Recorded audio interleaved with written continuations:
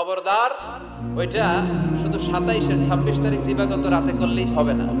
বিষ্ণু বলেছেন ফালতামিসু ফিল আশরিল আওয়াখির মিনাল ভিতর, রমজানের শেষ দশকের বেজোর রাতে, অড নাইটে, অড বেজোর রাতে তোমরা তালাশ করো। তার মানে 21, 23, 25, 27, 29 এই 5 রাতেই আপনাকে ইবাদত করতে হবে। বুদ্ধিমানের মধ্যে, বুদ্ধিমান ঝোপে যে কূপ মারে, ঠিক কি না? আর যারা বুদ্ধিমান নয় এরা খালি কলুর বলদের মতো খাটে। A practicing believer, they don't work hard, they work smart. বিশ্বাসীরা, আল্লাহর প্রিয় বান্দারা, তারা স্মার্টলি কাজ করে, তারা ঘাম ঝরায় না। তারা এমন সময় কাজ করে বসে একদিনের কাজে 1000 মাসের সওয়াব হয়ে যায়। মা বাইনা 60 ইলা 70, বিষ্ণু বললেন 60 থেকে 70 এর মধ্যে আমার উম্মতরা মরে শেষ। কি হবে আমার উম্মত? আগের উম্মতরা তো অনেক হায়াত পেয়েছে। আল্লাহ বললেন নবী কাঁদবেন না, লাইলাতুল কদর খায়রুম মিন আলফি শাহর। ওদেরকে হায়াত দিয়েছি আর আপনার উম্মতরে লাইলাতুল কদর দিয়েছি। ও নবী কাঁদবেন না, চিন্তিত হবেন না, বিষণ্ণ হবেন না, ফ্রাস্ট্রেশনে ভুগবেন না। তাদেরকে হায়াত দিয়েছি বেশি, কদর দেই নাই। আপনার উম্মতকে হায়াত দিয়েছি কম, এটা ঠিক, কিন্তু কদর দিয়েছি যেই কদরের রাত 1000 মাসের চেয়েও সেরা। খায়রুম মিন আলফি শাহর, ওই রাতে আপনি এক রাত ইবাদত করলে 1000 মাস ইবাদত করলে যে রিওয়ার্ড আপনি পাবেন, যে সওয়াব পাবেন, ওই সওয়াব আপনার আমলনামায় দিয়ে দিবে কে? তবে এজন্য কদরের রাতে ইবাদতের দরকার আছে না নাই? বিশ্বনবী কদর যখন আসতো, এই কদরের রাতে ঘুমাতেন। ইদা জাআল আশরাল আখার আহিয়াল লাইলা আইকাযা আহলা ওয়া জাদ্দা ওয়া শাদ্দাল মিসার। বিশ্বনবী কদরের রাতগুলোতে রাতে বেশি ঘুমাতেন না, জেগে থাকতেন, ইবাদত করতেন। ফাতেমা রাদিয়াল্লাহু তাআলা আনহাকে জাগিয়ে দিতেন, স্ত্রীদেরকে জাগাতেন, সন্তানদেরকে জাগাতেন আর বলতেন দাঁড়িয়ে যাও, আল্লাহর সামনে দাঁড়িয়ে দাঁড়িয়ে সিজদায় পড়ে থাকো। জাদ্দা ওয়া শাদ্দাল মিসার মানে কোমরে গামছা বেঁধে না, মেটাফরিক রূপক অর্থ। এখন রূপক বোঝে না, মেটাফরিক বোঝে না, আক্ষরিক অর্থে ব্যাখ্যা করতে চায়, এগুলো কপাল পড়া, ঠিক কি না? বিশ্বনবী অনেক মেটাফোর ইউজ করেছেন, অনেক রূপক ব্যবহার ইউজ করেছেন। আমি যদি আপনারা বলি তুমি একটা বাঘের বাচ্চা, আপনি যদি বলেন হুজুর আমারে জানোয়ার বলে গালি দিলেন কেন? আপনি যদি বলেন আপনি আমার জানোয়ারের সাথে তুলনা করলেন, আমি তো আপনার জানোয়ার বলি নাই, আমি আপনাকে বাঘের যেমন সূর্য বীর্য আছে, power and strength and energy আছে, ওইটার সাথে আমি কম্পেয়ার করে আপনাকে বলেছি বাঘের বাচ্চা। তার মানে আপনি জানোয়ার না, আপনি শক্তিশালী। চিল্লাই ঠিক কিনা? কপাল পোড়ায়, বুঝতে চান? আল্লাহ তুমি হেদায়েত দাও। তার মানে কদরের রাতে বেশি বেশি ইবাদতের দরকার আছে না নাই? আমরা পেলাম 365 দিনের মধ্যে শ্রেষ্ঠ দিন। কথা বুঝে নাই বলে 365 রাতের মধ্যে শ্রেষ্ঠ রাত, 12 মাসের মধ্যে শ্রেষ্ঠ মাস, শাহরু রমাদান আল্লাযী উনজিলা ফীহি। তার মানে 365 দিনের মধ্যে আরাফার দিন সেরা, 365 রাতের মধ্যে কদরের রাত সেরা, 12 মাসের মধ্যে রমজান মাস সেরা। তাই বিশ্বনবী বললেন সপ্তাহের 7টা দিনের মধ্যে জুমার দিনটা হলো সেরা। কামা ফাদ্দালা জামানান আলা জামান। আল্লাহর সুন্নাত হচ্ছে আল্লাহ সময়ের উপর সময়কে প্রাধান্য দেন, দিনের উপর দিনকে প্রাধান্য দেন। সুবহানাল্লাহ পড়েন। তাহলে যে এই সূরাটা নিয়ে আমরা বসেছি, সূরাটার নাম সূরাতুল জুমআহ। বিশ্বনবী বলেন এটা শ্রেষ্ঠ দিন, সাইয়্যিদুল আইয়াম ফিল উসবু'। সপ্তাহের যে 7টা দিন আছে, এই 7টা দিনের মধ্যে শ্রেষ্ঠ দিন। সুবহানাল্লাহ পড়েন। এর কারণ কি?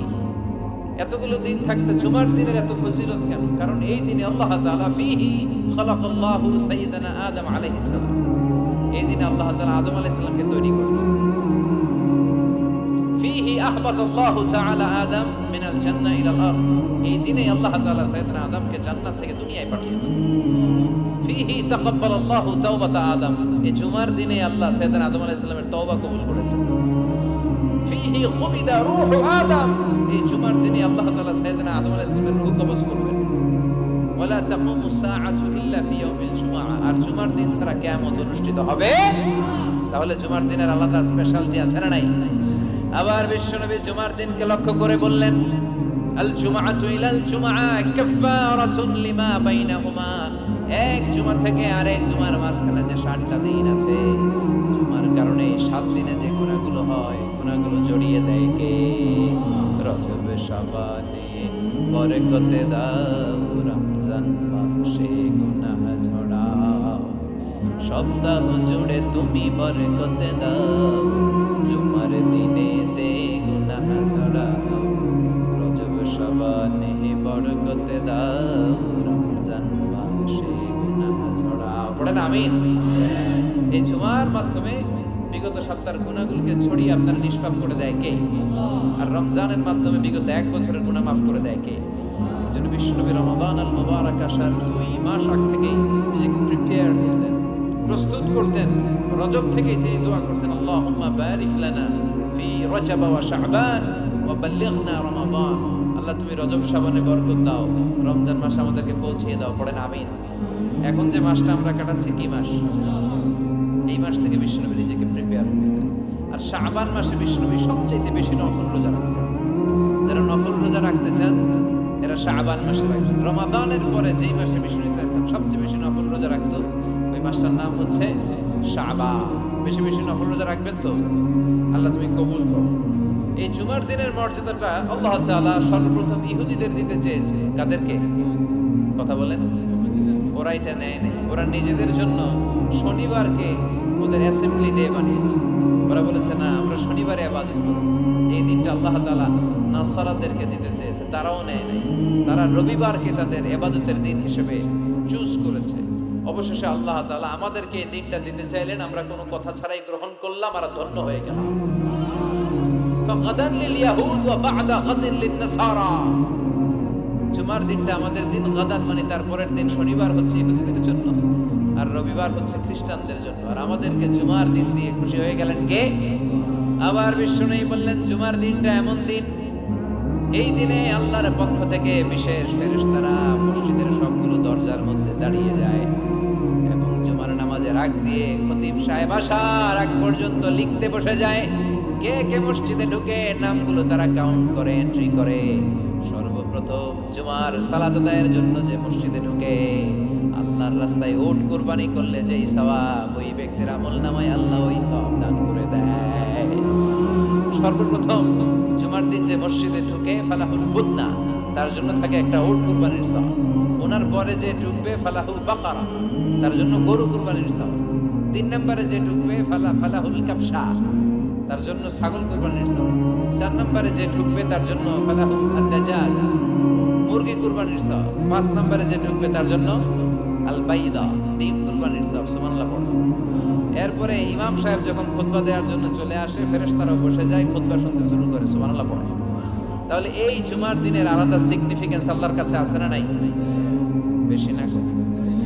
আলহামদুলিল্লাহ যে এই দিনটাকে আমরা ছুটির দিন হিসেবে পেয়েছি। 1984 সালে তৎকালীন প্রেসিডেন্ট হুসাইন মোহাম্মদ এরশাদ সাহেবের নাম শুনছেন? হ্যাঁ, উনি এটাকে রাষ্ট্রীয়ভাবে জুমার দিন হিসেবে ঘোষণা করেছিলেন। ওনার কল্যাণে আমরা এই দিনটাকে স্টিল নাও এখনো পর্যন্ত এটাকে আমরা ছুটির দিন হিসেবে পেয়েছি। উনি ইসলামের জন্য অনেক কাজ করছেন, আবার স্বৈরাচারীও করছেন। তো ভালো খারাপ নিয়েই মানুষ, ঠিক কিনা? খারাপটা আর আমরা না বলি। আল্লাহ তোমার এই বান্দার এই ভালো কাজটাকে তুমি কবুল করো। পৃথিবীর অনেক মুসলিম দেশেও এই শুক্রবারকে, এই জুমাবারকে তারা ছুটির দিন রাখতে পারেন। ইভেন মালয়েশিয়া ইসলামের জন্য তারা অনেক কাজ করে, কিন্তু তাদের সাপ্তাহিক ছুটির দিন হচ্ছে রবিবার। সানডেতে তারা উইকেন্ড পালন করে। এর কারণ অনেক খ্রিস্টান দেশের সাথে ওদের ফিনান্সিয়াল এন্ড কমার্শিয়াল ট্রানজাকশন হয়।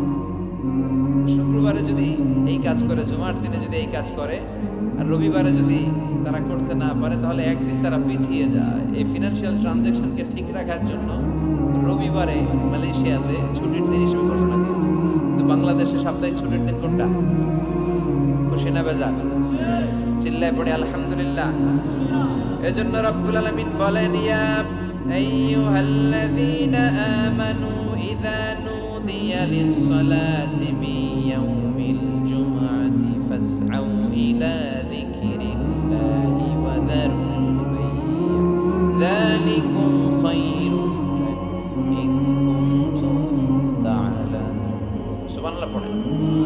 আল্লাহ ডেকে বলে, গোলাম ও আমার ইমানদার বান্দারা, আমার বিশ্বাসী বান্দারা, জুমার সালাতের জন্য যখন আজান দিয়ে দেয়া হয়, ফাসআউ ইলা যিকরিল্লাহ, আল্লাহর স্মরণের দিকে তোমরা ধাবিত হও। ওয়াযারুল বাই', কেনা বেচা বন্ধ করে দাও। যালিকুম খায়রুল লাকুম ইন তা'লামুন, এটাই তোমাদের জন্য কল্যাণকর যদি তোমরা জানতে। সুবহানাল্লাহ বলে। অবিশ্বাসীরা কারা? মানে আমরা, আমাদেরকে অ্যাড্রেস করে কথা বলছে, ভালো লাগে না? আল্লাহ যখন আমাদেরকে ডাক দেয়, ভালো লাগে আপনাদের? আল্লাহ আমাদেরকে ডেকে বললেন, গোলাম, জুমার সালাতের যখন আজান হয় তখন তোমরা আল্লাহর জিকিরের দিকে ধাবিত হও। এই আজান দ্বারা উদ্দেশ্য হচ্ছে খুতবা দেওয়ার আগে যে আজানটা দেয়া, বুঝতে পেরেছেন? খুতবা দেওয়ার আগে একটা আজান দেয়া হয় না? দুর্ভাগ্যবশত এই দেশে ওই আজানটা খুব আস্তে আস্তে দেয়, ইমাম সাহেবের মুখের সামনে এসে ছোট্ট ছোট্ট করে দেয় যাতে কেউ শুনতে না পারে, দেয় না এরকম? কিন্তু গোটা বিশ্বে রফিক ভাই এই আজানটাও মাইকে দেয়, এই আজানটাও মাইকে দেয়। আপনাদের এই চান্দোলাতে এবার আমি জুমা পড়ালাম না, দেখলাম এইখানেও আমার সামনে, আমার কানের সামনে এসে এসে আমারও শোনাইতেছে।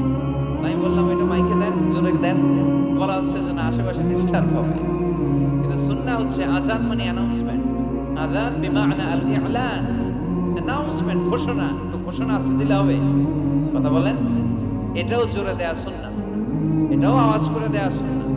কি কারণে এদেশে দেয়? আল্লাহু আ'লাম, আল্লাহু আ'লাম। গোটা বিশ্বে আপনি দেখবেন, আপনারা যারা হজ উমরা গিয়েছেন দেখবেন এই আজানটাও মাইকে দেয়, জোরে দেয়, যাতে লোকজন তাড়াতাড়ি চলে আসে। মূলত এই আজানটাই জুমার আজান। এর 1 ঘন্টা আগে আমরা বাংলাদেশে যেটা দেই, এটা আল্লাহ রাসূল সাল্লাল্লাহু আলাইহি ওয়াসাল্লামের জামানায় ছিল না, এটা সাইয়েদনা আবু বকরের জামানায় ছিল না, ওমর ফারুকের জামানায় ছিল না, এটা শুরু হয়েছে সাইয়েদনা উসমান যুন-নুরাইনের জামানা থেকে। তখন মুসলিম ওয়ার্ল্ড খুব বেশি এক্সপান্ড করতে শুরু করলো, বাড়তে শুরু করলো, মুসলমানদের সংখ্যা অনেক বেড়ে গেল, মসজিদে গিজ গিজ করে লোকজন জায়গা হয় না। তো তখন মানুষ যেন জুমার সালাতের এই বরকত, এই মার্সি ব্লেসিংস থেকে বঞ্চিত না হয়ে যায়, মানুষকে আগ থেকে সতর্ক করার জন্য মদিনায় একটা বাজার আছে সুক সাওরা, এই সুকে সাওরার এখানে উনি এই নতুন একটা আজানের প্রচলন করলেন। আলহামদুলিল্লাহ বললেন এটাও সুন্নাত, এটা সুন্নাতে উসমান। বিশ্বনবী বলেছেন, আলাইকুম বিসুন্নতি ওয়া সুন্নাতিল খুলাফাইর রাশিদিন আল মাহদিয়িন আদু আলাইহা বিন নওয়াজিস। তোমাদের উচিত আমি বিশ্বনবীর সুন্নাতকে যেমনি আঁকড়ে ধরা, আমার 4 খলিফার সুন্নাতকেও তেমনি মারির দাঁত দিয়ে আঁকড়ে ধরা। চিল্লায় একটু ঠিক কিনা? এজন্য বিশ্বনবীর সুন্নাহ মানা যেমনি আবশ্যক, 4 খলিফা যে সুন্নাহ দিয়েছে ওইটাও মানার দরকার আছে না নাই? এই জন্য আমরা এই আজানটাকে দেই। কিন্তু এখানে নুদিয়া লিস-সালাতি মিন ইয়াউমিল জুমআ দ্বারা যে আজানের কথা বলা হয়েছে, এটা প্রথম আজান নয়, এটা হচ্ছে খুতবা দেওয়ার আগে যে আজান, ওই আজান। আল্লাহ বললেন ওই আজান যখন দেয়া হয় আর থাকতে পারবা না। প্রথম আজান দেয়া হয়েছে, দেরি হয়েছে, গোসলের পানি নাই, ব্যস্ততা, দেরি হয়েছে, সমস্যা নাই। কিন্তু দ্বিতীয় আজান যখন দেয়া হয় তখন আর ঘরে বসে থাকা যাবে। এজন্য আল্লাহ বললেন ফাসআউ ইলা যিকরিল্লাহ, আল্লাহর জিকিরের দিকে ধাবিত হও।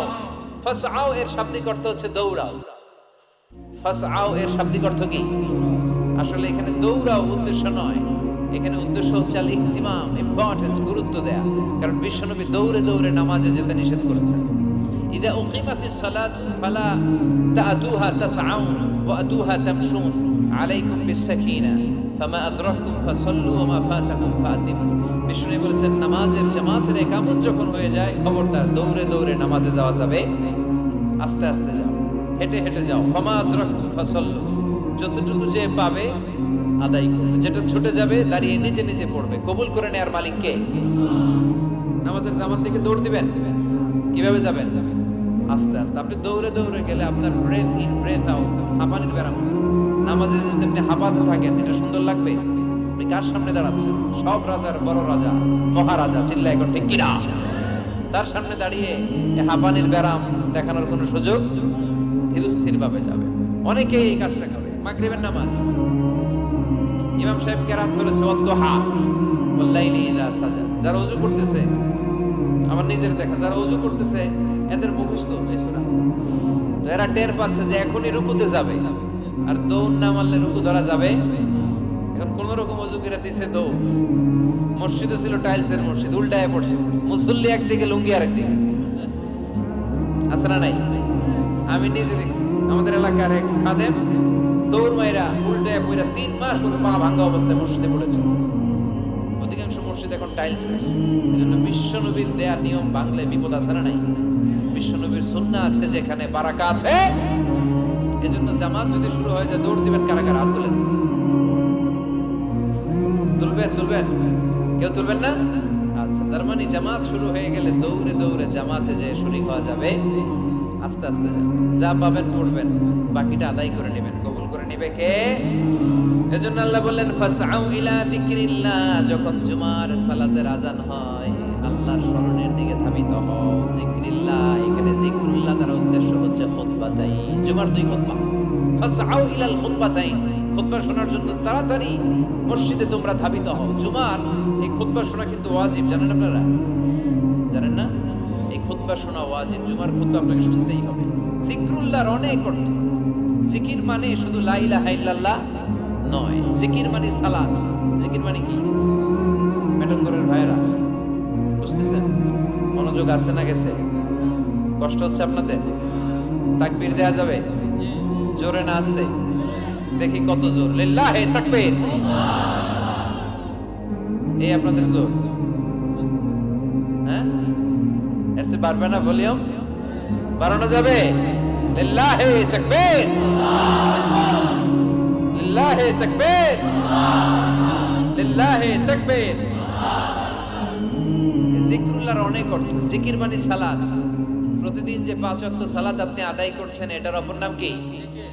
এজন্য রব্বুল আলামিন বলেন ইন্নানি আনাল্লাহু লা ইলাহা ইল্লা আনা ফা'বুদনি ওয়া আকিমিস সালাতা লিযিকরি, নিশ্চয় আমি তোমার রব, আমার স্মরণে নামাজ কায়েম করো। এই নামাজটা হচ্ছে আল্লাহর জিকির। এরপরে যে আমরা কোরআন তেলাওয়াত করি, এটাও কি আল্লাহর জিকির।